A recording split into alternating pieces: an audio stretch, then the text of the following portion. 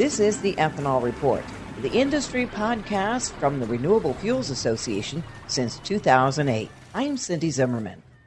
Well, there's a new administration and a new Congress, and it's a new day in Washington, D.C., like everything is starting all over again.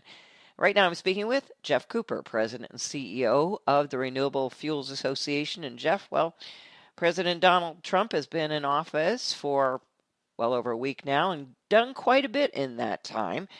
And if we take a look at some of the actions he's taken so far, the executive orders and whatnot, what has he done so far that has an impact on the ethanol industry?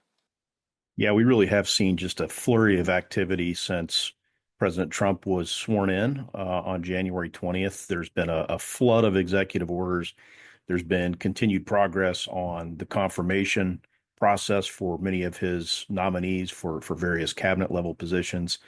We're seeing the new administration really take shape. A lot of the deputies and undersecretaries are finding their way into those positions, and so it has been a very busy time. But in terms of the executive orders, we did see right away on day one, President Trump issue an executive order declaring an energy emergency. And as part of that executive order, there was a provision directing EPA in consultation with the Department of Energy to consider issuing emergency waivers that would allow the continued sale of E15 through the summer months of 2025. So basically, President Trump is already directing EPA to consider taking the same action that Administrator Regan under the Biden EPA took the last 3 years, which allows retailers who are selling E15 to continue doing so through the summer months.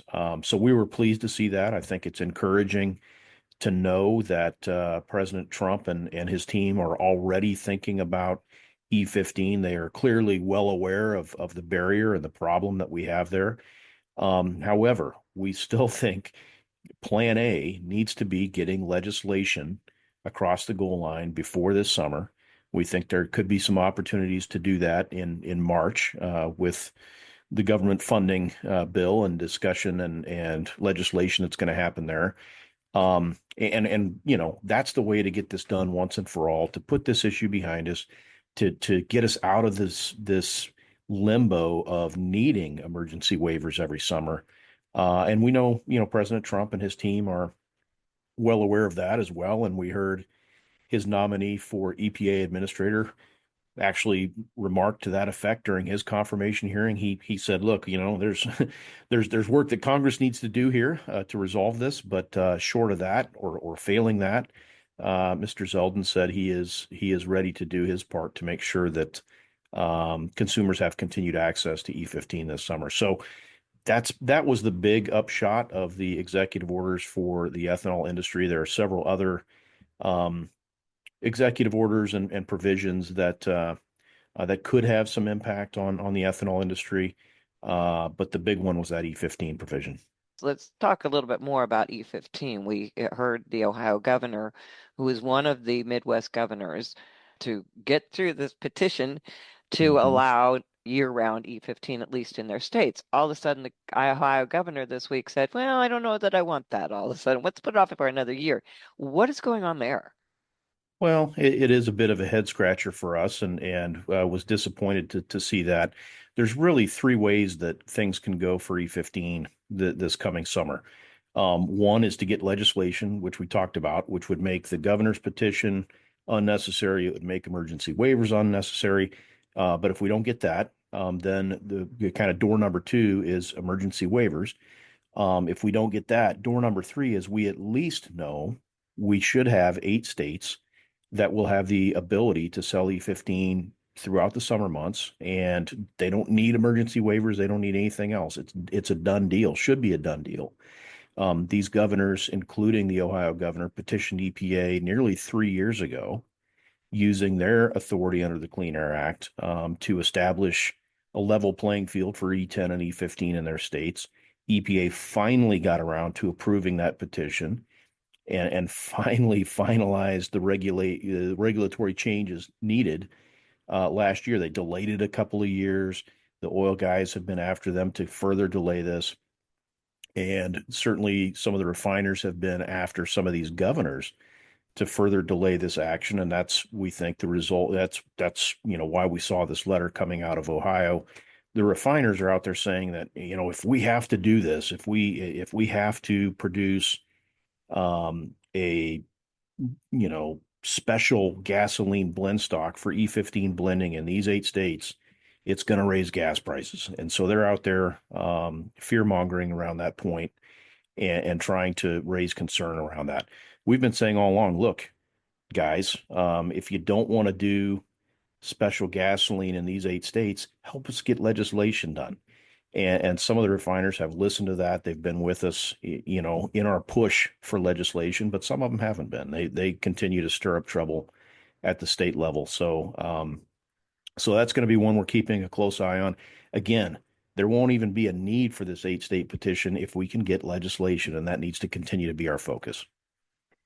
And right, you were so close there at the end of the year. Yep. And we, it seems like the new Congress now is working on big bills, bills that will include a lot of things in them. Have you seen any movement or heard of any movement in Congress to reintroduce the bill for nationwide E15? And do you think it could be part of one of the bigger bills coming up? Yeah. Well, so yes, we have definitely heard that there is interest, bipartisan interest, and support for reintroducing that legislation early in this Congress. We think that's going to happen within a matter of weeks, with the intention of including that language in one of these big packages that is being developed this spring. And of course, the first big one is going to, there's really a deadline. There's a date on the calendar, March 14th, where if Congress doesn't pass at least another continuing resolution or some larger funding bill, you're going to have a partial government shutdown again. So there is an opportunity coming up here in another month or so, we think, to include E15 language. We do believe that there's a number of other provisions, a lot of unfinished business, a lot of stuff that did get scraped off of that continuing resolution in December that still needs to be dealt with and needs to be addressed. And E15 is certainly one of those. So we know there's a lot of energy, there's a lot of support for including E15 in legislative packages that are under development this spring. Budget reconciliation. There's going to be a couple of bites at the apple, I think, this spring before the summertime. But again, if we, for whatever reason, don't make it into that legislation, then we're facing a situation where it's, the ball falls back in EPA's court. And it's going to be up to them to figure out how to deal with this summer. And then we're probably looking at legislative opportunities later in the year, farm bill or other things, for trying to advance the legislation. So that's the way we're looking at it. March is really crunch time. That's the month that everybody has circled on their calendar to try and get E15 done legislatively once and for all. Well, speaking of EPA, the new administrator, Zeldin, should be confirmed this week. It seems like a lot of things are on hold right now, pretty much everything Yeah. until, but a couple of things that are already he will look at. It seems like the CAFE standards, setting RVOs. I saw the Supreme Court ruling on the waivers. That was going to be on hold. Talk about those issues and what you think EPA can do in any Right. in any reasonable length of time. I mean, what is he going to be able to do, Zeldin, when he gets in? Yeah, and I mean this is fairly typical for any new administration coming in. That the first thing they do is put a freeze on any pending regulations or any regulatory decisions, administrative decisions that need to be made until the heads of these departments are confirmed, and until they've got their deputies and undersecretaries and other key positions filled. You can't make decisions on these things if you don't have people in the building to make those decisions. So that is fairly typical. We are looking forward to Mr. Zeldin being confirmed. and getting to work at EPA on some of these key issues. There are a number of unresolved issues that we need some clarity on and we need some answers on very quickly. And you mentioned several of them. The renewable fuel standard is at the top of that list. We should have already seen a final rule for 2026 volume obligations. We haven't even seen a proposed rule yet. So that, in our view, needs to be at the top of the agenda for the new administrator is getting a proposal out, beginning that public notice and comment period. They'll probably have a hearing on the proposal, and then they'll need to finalize rules certainly before the end of this year, so the marketplace has time to adjust and prepare and plan for 2026. So that needs to be at the top of the list. We have been communicating with the career folks at EPA on our priorities for the 2026 RVOs. We've also been communicating with the Trump transition team that has been working at EPA. So, I think the new folks will be coming in with a pretty good understanding of what the biofuels industry and what the ag industry and what the petroleum industry, for that matter, wants to see with the next round of RVOs. So hopefully they can get to work on those pretty quickly and get them done in time for 2026. So that's one issue. The second one you mentioned is small refinery exemptions. There was a motion filed by the Department of Justice just a few days ago asking the Supreme Court to slow down the schedule, to basically delay the schedule on the case that is before the Supreme Court currently around small refinery exemptions. And really their reasoning was, hey, look, we got a new administrator coming in, we got a new team at EPA. We want to take some time to reevaluate the basis for deciding small refinery exemption petitions and adjudicating those petitions. We we don't want to read too much into that, but we are hopeful that any reanalysis or any process that EPA is undertaking right now leads them to the right conclusion, which should be there's no basis for issuing these small refinery decisions. They made the right decision by denying them. Yes, the courts have remanded some of those decisions back to EPA and asked them to take another look. That doesn't mean they need to reverse the decisions. That just means they need to use other standards and consider other factors when they are deciding those petitions. So we're hopeful that process gets wrapped up pretty quick. We're hopeful that EPA says, yep, we did the right thing by denying those petitions. We're going to deny them again or confirm those denials, and we can all move on with our lives and move on with implementation of the renewable fuel standard. Okay, the other thing was the tailpipe emission standards, and that's a done deal, right? They're passed, they're in effect, and That's that's right. one of the things that is considered an EV mandate, and one thing that President Trump really wanted to get rid of. So this, though, then, from what I'm hearing, they may have to go after that in Yep. in legislation. Is that what you're hearing? Well, I think there's a couple different ways that we might expect to see this administration and this Congress address the tailpipe standards. And we agree with President Trump, and we agree with soon-to-be Administrator Zeldin that the Biden EPA went way too far in setting the tailpipe standards for 2027 through 2032. Those standards do effectively serve as a mandate for the production of electric vehicles. Those standards, if implemented, would force automakers to stop making vehicles that people want and vehicles that people like that happen to burn on liquid fuels, run on liquid fuels. So we are certainly supporting the administration's efforts to revisit those standards. We do think, we would expect EPA to potentially pause implementation or freeze implementation of those standards until they've had a chance to reevaluate them and potentially make some changes administratively.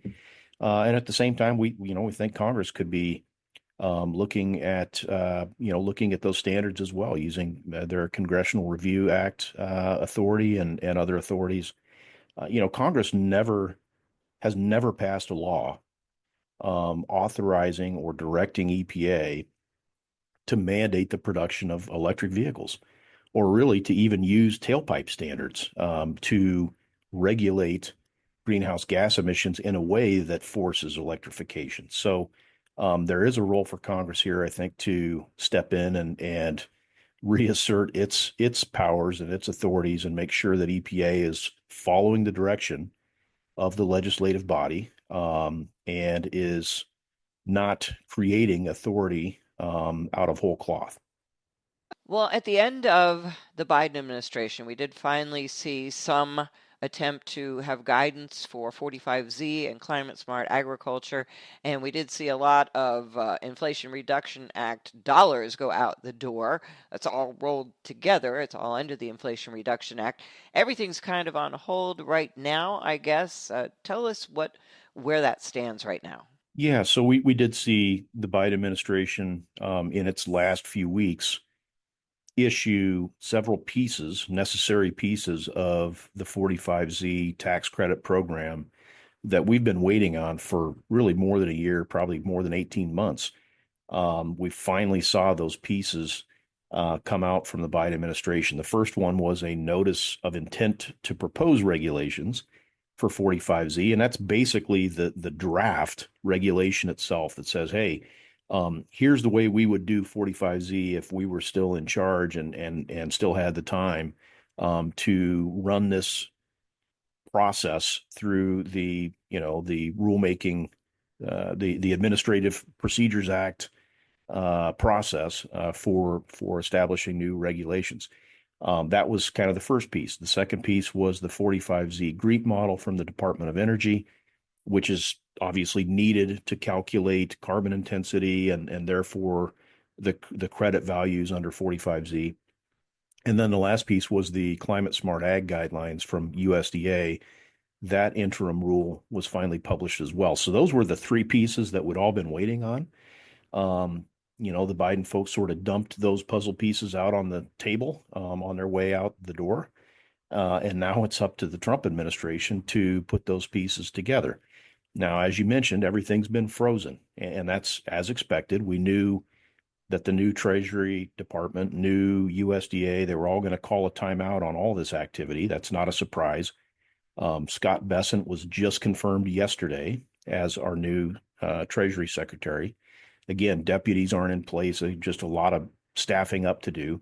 They're going to take a look at all the unfinished work that was left over from the Biden administration. At some point, that will include 45Z, and then they'll decide what they want to do with it.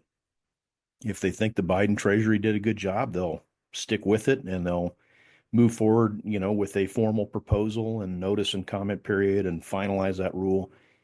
You know, Quite honestly, that's at least a 6 to 9 month process, maybe more like 12 months. Um, so we're not going to see any clarity or resolution anytime soon on 45Z.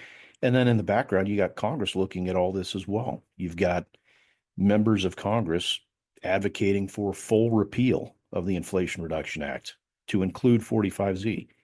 You've got others that are saying, we should take a more judicious approach. There's pieces of the Inflation Reduction Act, including 45Z, that we like and our constituents like, and we should, maintain and protect those provisions. And then you've got, the House Budget Committee last week put out a memo saying, here's a menu of options for cutting spending, and of course, all of the Inflation Reduction Act programs were included in that in some form or fashion. So we've got a long way to go before we know exactly what the path forward on 45Z looks like.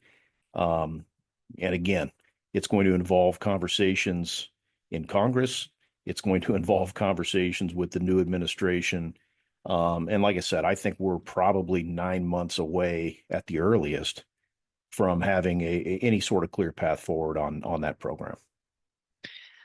Well, I wanted to talk to you about, ask you about Brooke Rollins, our nominee for Agriculture Secretary. There was an Aggie party, an Aggie inauguration ball as part of the inauguration festivities, and Mhm. I think you were there. RFA I was was one there. of the Yeah. sponsors, and I know Brooke was there, and I was interested in her confirmation hearing, especially when she was asked about about biofuels, and she was very honest and said, "Well, yeah, I'm a Texan, so yeah, kind of been in in Yep. the gas and oil camp, but uh, you, I guess, have met her, maybe if you were there. I just wondered what you thought about her and thought about her confirmation hearing." Well, we appreciate that honesty, first of all. I think it's what we don't like to see is somebody trying to run away or hide from their past, and she's not doing that. I mean, she owned up to the fact that, hey, I've come from Texas, strong oil and gas industry. I worked for a Texas public policy think tank, so of course we were advocating for oil and gas.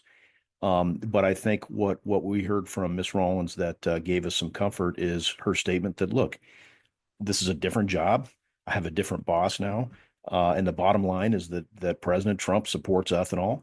And so I'm going to support ethanol as Secretary of Agriculture. And that's what we would expect. We know that President Trump supports ethanol. He did his first time around.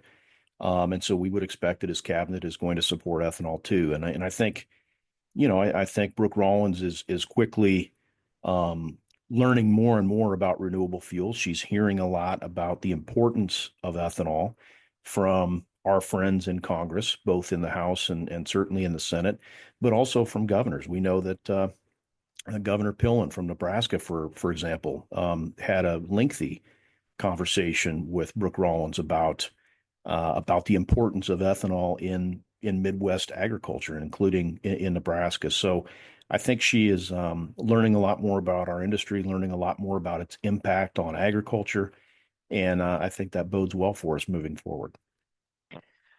Well, next, coming up very, very soon is the National Ethanol Conference. And it seems like the ethanol industry, with a new administration, new Congress, uh, has a lot of work ahead of it. So give us a little preview of NEC coming up in Nashville next month, and how much of all we've been discussing right here is going to be on the table there. Well, we're going to be talking about all of these issues that we've been discussing and many, many more at the National Ethanol Conference. There is always during these transition periods a lot of uncertainty, a lot of volatility, some instability in the marketplace, and it just takes a while for the dust to settle and for us to understand exactly what direction things are headed in. So we're going to be talking about all of these policy issues, whether it's the RFS, E15, Inflation Reduction Act, 45Z, sustainable aviation fuel, um, electric vehicles, and tailpipe standards. All of that's going to be covered in some form or fashion at the National Ethanol Conference. But the other thing we're going to be doing, Cindy, is this is our 30th annual National Ethanol Conference. It also happens to be the 20th anniversary of the Renewable Fuel Standard this year. We don't typically take enough time to stop and smell the roses and celebrate our successes as an industry. I don't think 30 years ago, when we had the first conference, anybody could have dreamed that would be producing 16 billion gallons today, that would be exporting 2 billion gallons all over the world, that would be a 55-60 billion dollar industry. Um, so we're going to talk about that, and we're going to talk about really the roots of the industry, and why that's still relevant today. There is no more important market for farmers and corn farmers specifically today than biofuels. And that's really how we got our start, right? 30, 40 years ago. So we're going to be talking about all that. And again, taking a moment to really celebrate our successes and reflect on the growth and the opportunity that biofuels have provided in agriculture over the past 3 decades. And that is coming up February 17th through the 19th in Nashville.